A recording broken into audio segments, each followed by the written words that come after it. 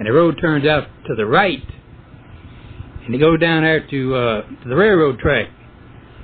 I guess maybe 2.5, 3 miles down there, and had a big sawmill. Well, Dad got a job at that sawmill down there, sort of a ramrod or something like that. And my oldest sister, Mildred, was born there. And just a few weeks, Dad went to Bauxite, Arkansas. And he got a job up there in one of them aluminum bauxite mines. I really don't know what he's doing. Working on a pile driver, driving it, something like that. Nearest thing to he good, I think, to the railroad job. Well, and I was born there, Bauxite, Charles D. Harris, in 1919. So, Dad come on back down to El Dorado, and I hear him say that he worked out here on the Mount Hollow Road at the sawmill down there, Mr. F.L. Dumas. And Dad said he worked around there maybe two or 3 years, but he was old when he's telling me that. And anyhow, I don't really know how long he lived in Bauxite. But he come on back down here and got a job there. And then he got a job on Rock Island Railroad in 1921. Now, the first place Dad lived here in El Dorado was out on Western Street. They had a duplex out there, and the other people there was old Ellis Dumas and Gertrude Dumas, his wife. Now, they were my first wife's mother and daddy. Now, the next place Dad lived here in El Dorado was what they call the cuts over here. The Rock Island Railroad goes through a cut from down here to South Washington Street, way on out there to on the other side of Champenois Street. And I think between the South Washington and Hildeborough, they had some tracks along there, and they moved old boxcars in there and made living quarters out of them. And they had everything. It's pretty nice. But the boxcar, now that's where they lived time being there. And then he bought him a place out here on South Jackson. It's 912 South Jackson Street. There are 3 little old shotgun houses there, maybe 4, right beside each other. Back in them days, they sold them lots, maybe just enough room to build a house on. Some of them was about 25 by 50. Well, Dad turned one of them little old houses around, put it into the other one. Made a nice little old house there. And down in the back, he had a big garden there. And between that and the house, a backyard. And on down, he had him a shed for his car, a garage, and a little barn there, a cow shed. And on down there, a chicken house. And on the other side of that, he had another, what do you call it, chicken run there, just a place for the chickens. And come on back up towards the house, he had a brooder house. And he would buy these little old, day-old chickens, you could then, and raise them. Now, he had a brooder in there. and he learned me to take care of them little old chickens. Boy, I'm telling you, they was the nastiest thing you ever seen in your life. Had to treat them for this cholera and stuff like that. Sore eyes. The chicken is nasty. I wouldn't have any around my house. I like to eat them all right. And he had a nice garden there, and I never did.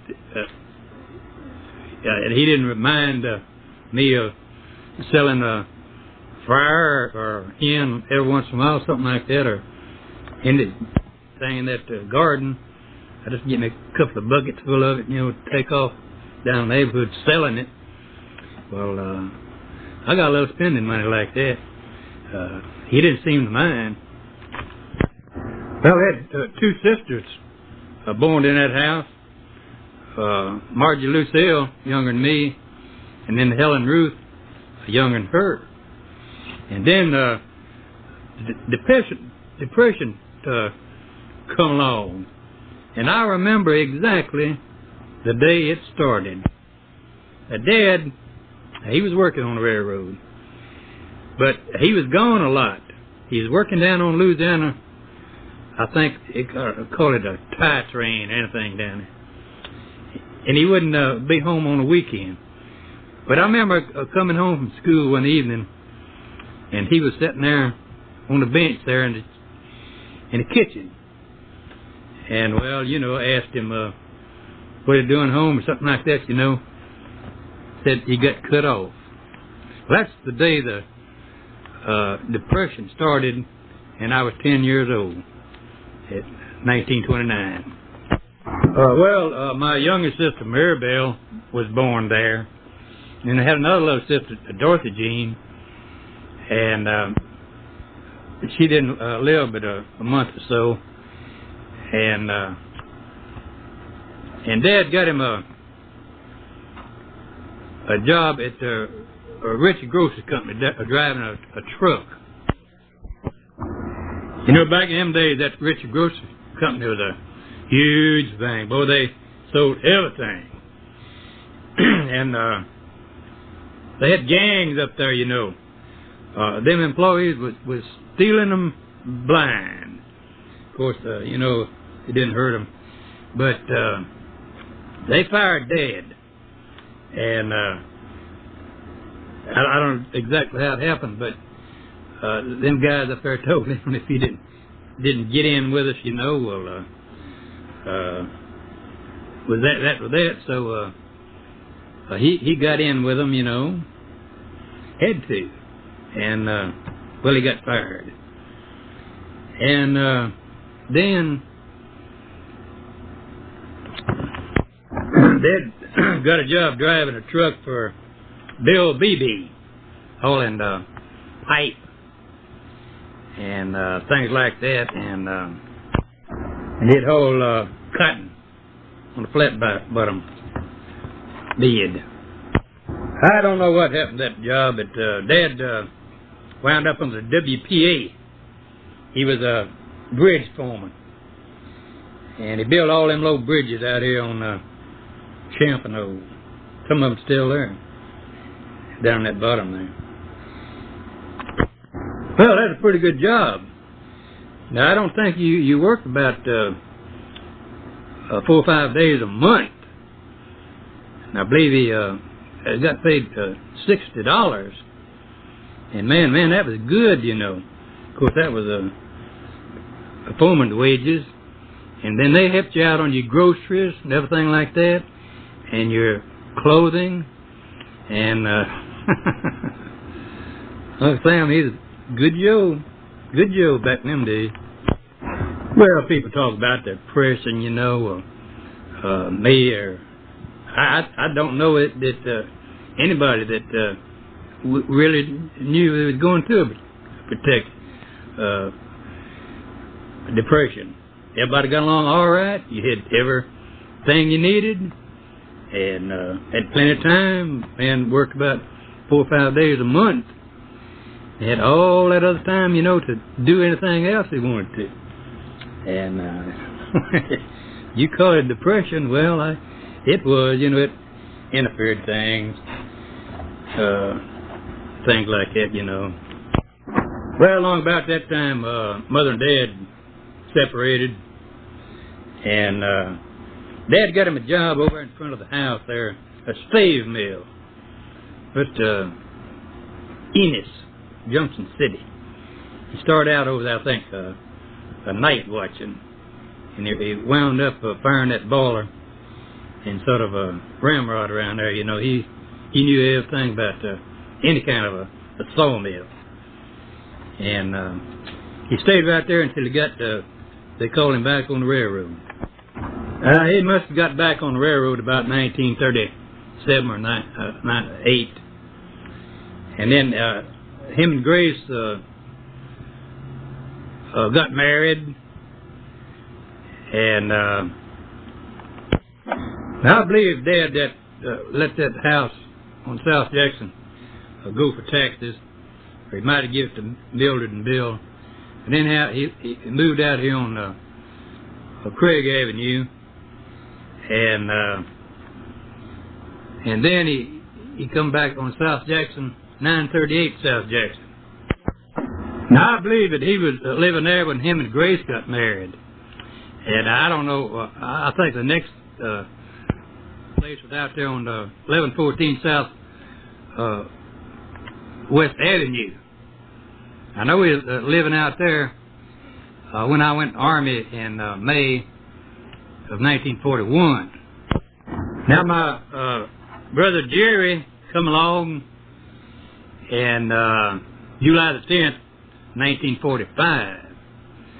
I imagine that's about 6-7 years after they got married. Then Dad bought that old Dodson house there, 912 South Jackson, for Mr. Pierce. And he lived right there from then on out. Now, Dad didn't smoke or drink enough that you could tell it. And I never see him laying around or sitting around. He was always doing something. Except on Sunday morning, he didn't work around the house on Sunday. And he'd send me down there to Blondie's, and I'd get him at Denver Post, Arkansas Gazette, and a couple of them little True Detective magazines and something like that. And he'd lay there in bed and read that stuff. But that was on Sunday. Dad had a real sweet layout there on 912 South Jackson before the Depression, all the trouble started.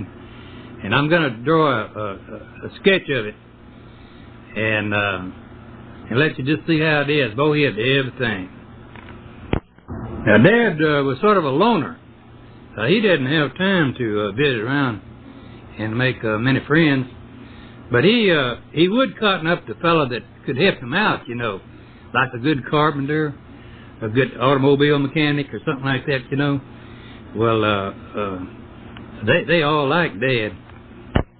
Dad told me a few years after he retired, you know, he said, "Boy, it's a good life. That I'd go around town, talk to anybody about anything, you know, run into them on the street corner, thing like that." Said, "You got to watch it."